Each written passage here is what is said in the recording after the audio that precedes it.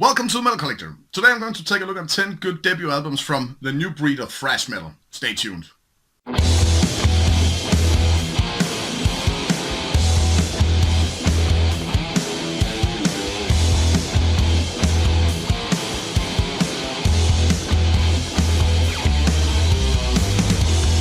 Welcome once again, YouTube, to the Metal Collector, and cheers.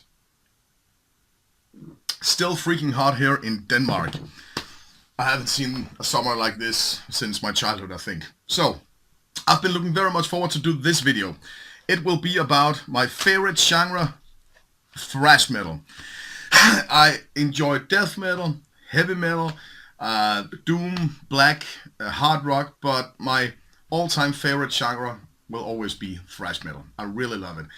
And the reason why I've chosen to do this video today is because, for personal reasons, it's to celebrate that I play in a Danish band, a thrash metal band called Killing, and we have just released our debut EP called Toxic Asylum, and we got the CDs last week. So, and this baby, it's, you know, we're very proud and just happy to have it out now, because it has taken us a very long time to do this. It was 100% home brewed with the recordings and mixing and mastering and all that. Our guitar player Snede has been working hard to get this finished, and of course the artwork is not our hands, but that's an artist called Mario Lopez. Check his work out. He has been doing some other great stuff. But this is out now, and to celebrate this, I have decided to do a video about good debut albums from the new breed, like I likes to call it, of thrash metal bands, and meaning bands that started out after the millennium. So I know it's almost 20 years now, but everything after the millennium is new in my world. Let's just say that. So let's have a look on these, and don't hang me if your favorite thrash metal band from the new wave is not among these, because this is just 10 of hundreds of great thrash metal debuts that has been released after the millennium. So let's try and dig into this bunk. The first band is the South American band Violator and Chemical Assault. Violator is one of the earliest bands. I think they were formed in 2002, and this is from 2006, and it was released on Earache. And you can easily hear it's South American. It's very raw, it's very aggressive, and high tempo almost all the way through. But really a great album. If you're into old school Sepultura and that sort of stuff, it's not as brutal as old Sepultura, but it's in the same vein. So, and this is the first album, of course. This is a video about debut albums. So, but they have released a second full length some years ago, and have released tons of other stuff, among other things, some split videos. I've never seen any of those, but split videos, and that should tell us a little bit about how old school these guys are. So also EPs and split releases and other stuff. But I can recommend this album if you're into very aggressive thrash metal, very raw, dirty. A couple of my favorites, Atomic Nightmare and United for Thrash and Destined to Die. The first three songs are amazing on this album, but the whole album is great. The next one is from America, Fueled by Fire and Spread the Fire. It is released on Metal Blade, and it was 2000 and... Yeah, it has been released in two editions, one in 2006 and the second one in 2007. This is the second edition. The first was released on another label, but I can't remember the name, and has a different artwork. But Metal Blade signed a contract with these guys and released this one. This is a little bit in the same vein as early Exodus and early Bay Area kind of thrash. You can also hear some inspirations from the new wave of British heavy metal, especially Iron Maiden has without doubt been a inspiration source for these guys. Also a good album. I have a little issue with the drums. I think they are, yeah, a little bit too much of the same pattern all the way through. But if you can ignore that, you have a lot of good songs and a lot of great melodies, and sounds like to be, yeah, they're very highly inspired by the old school stuff from the 80s, especially Bay Area. So also a good album. Here comes also from the States, Wallbringer and War Without End. Released on Century Media in 2008. Yeah, 2008. Really a good album. I bought this in the local record store because of the cover artwork. I saw this and I had to give it a spin. I was thinking this has to be thrash metal, and it was. And the first song, Total War, just blew my mind. This album just kicked the shit out of everything, and I really listened to this a lot when I first got it. Again, very the tempo is high and it's high octane, plowing ahead, straightforward kind of stuff, and very intense. I know that for the next album they did, I can't remember the name. Was it called Waking into Nightmare or something? Wake into Nightmare, something like that. I have it in my collection. Also a very good album. They had got a new drummer for the second album, and his drum style was a little bit more, not progressive, but he had a lot of details and fills all the way through. Where this guy on this one, I think it's called Ryan, played more straightforward kind of drums.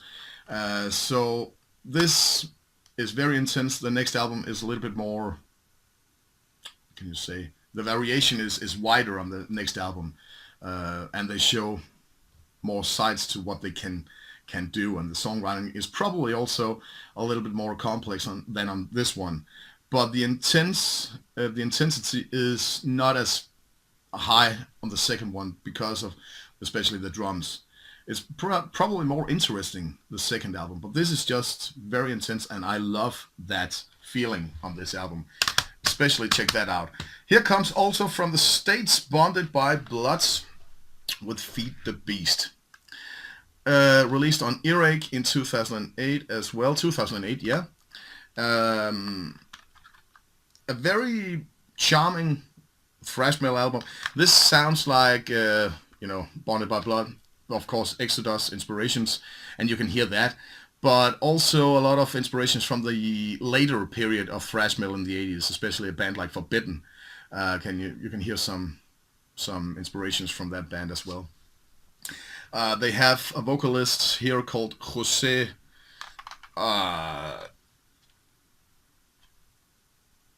Barales, or something like that. And his vocals are yelling, but still melodic and still raw and still a little bit clean. He has a lot of stuff going on with his voice, and I really think that's one of the strongest cards for this album, because he doesn't sound like anyone else. He has a very unique voice, and it really suits this music. And it's not all the way through this album. It's not just let's just thrash it all up. There is a lot of other stuff going on here, and they have even have the theme from Teenage Mutant Ninja Turtles to end the album. That also gives a little expression of a band that doesn't take themselves too seriously, and that's pretty much in the vein of old Anthrax and stuff like that from the 80s. Don't take it too seriously.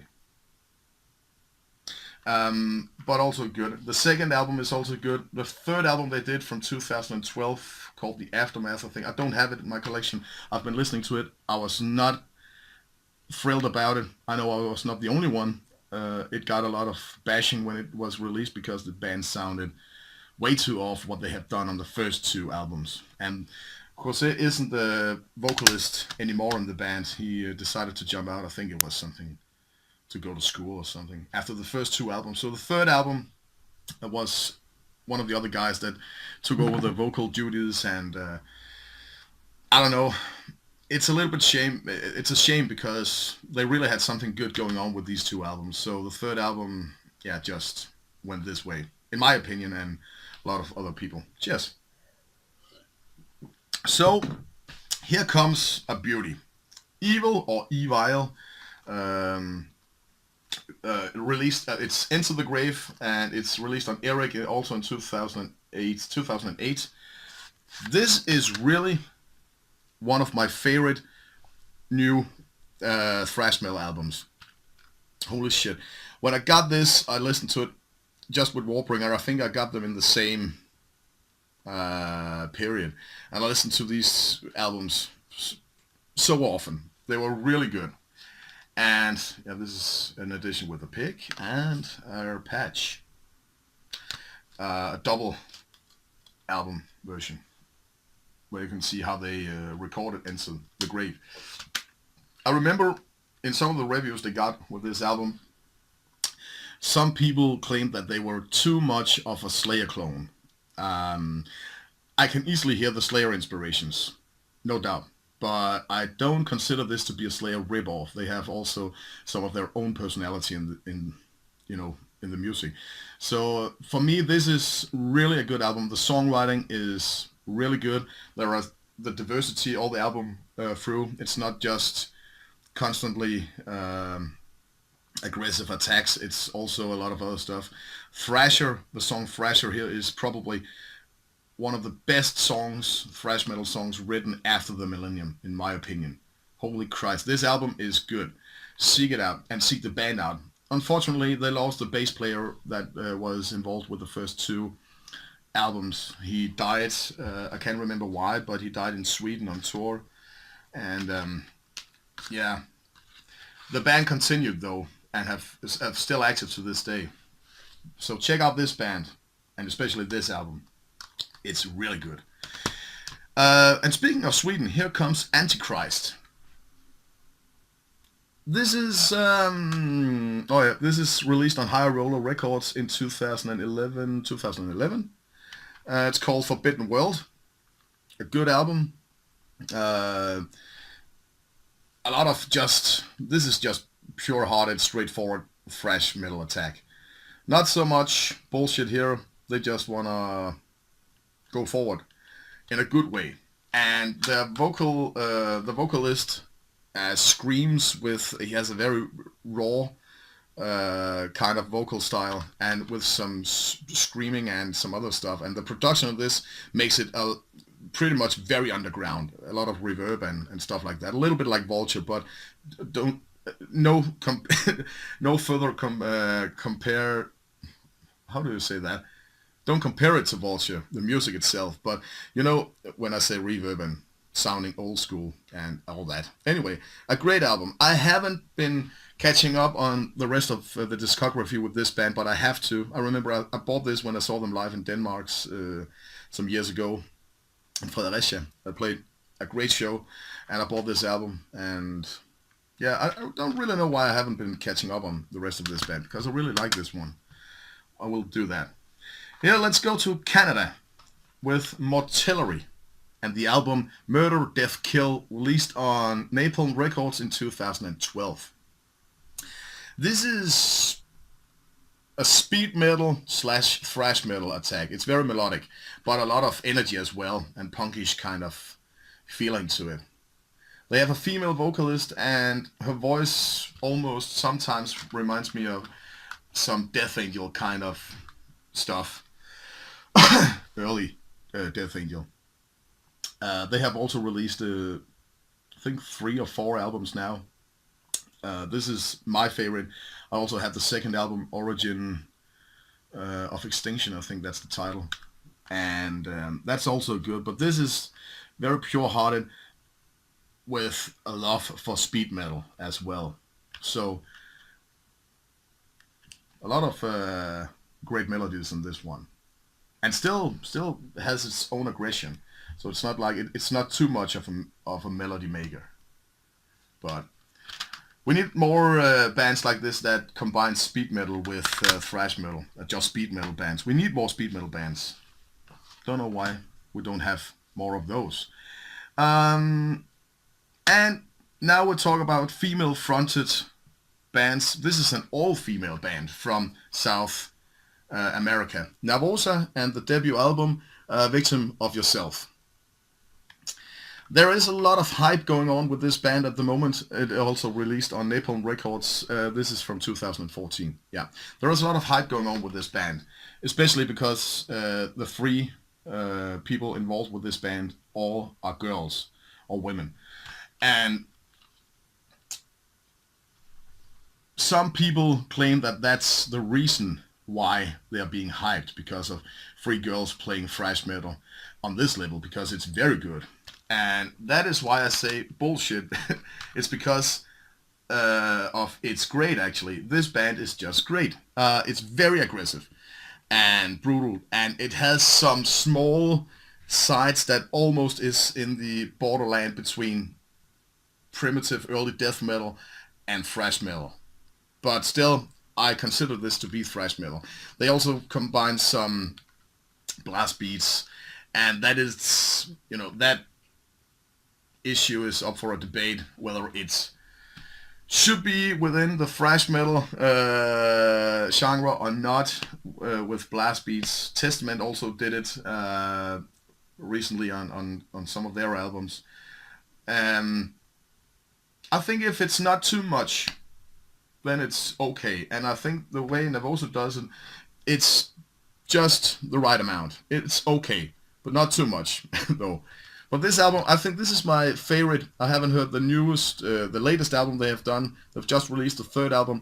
The second one, called Agony, is also pretty good. But I think this is more charming. I think there is a lot more. The songwriting here is a little bit more fresh, if you can say. The next one also has some good, decent songs, but is way more centered around some rhythm-based parts instead of some more memorable riffs, riffs you can remember, or just some hook songs, like for example Into Mosh Pit. That's a classic on this one. But yeah, if you're into aggressive South American thrash metal, try Nervoso and Violator, of course, like I showed you before.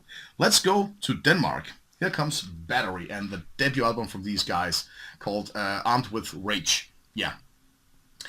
2014, if I'm not mistaken. 2014 on Punishment 18 Records. A very good album. But this is just pure aggression from start till finish. No bullshit.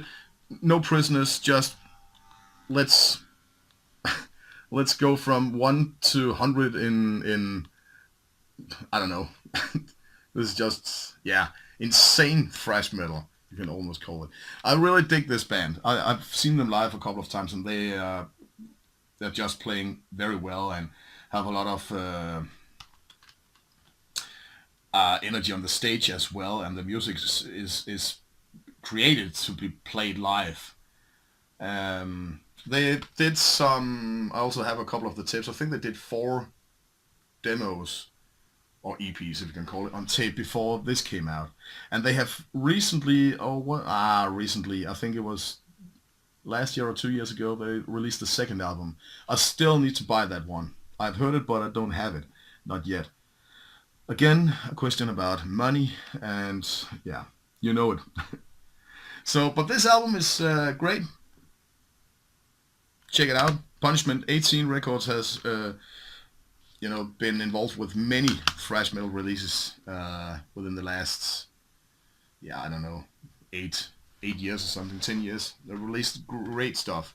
Here comes the last album of the 10, and this is my new favorite band within the new wave of thrash metal. In the new breed, this is my favorite band. Evil Invaders from Belgium. And Pulses of Pleasure, the debut album, is just as great as all the other stuff they have released. Pleasure, Pulses of Pleasure, yeah. It was released on Napalm Records in 2015. All their stuff is great. This is another great release from them. A full length, the first one. Did I mention they were from Belgium? They are. And combining speed metal with thrash metal. Full throttle ahead. And this is live music. Ladies and gentlemen, this is the best live band I've seen for 10 years or more.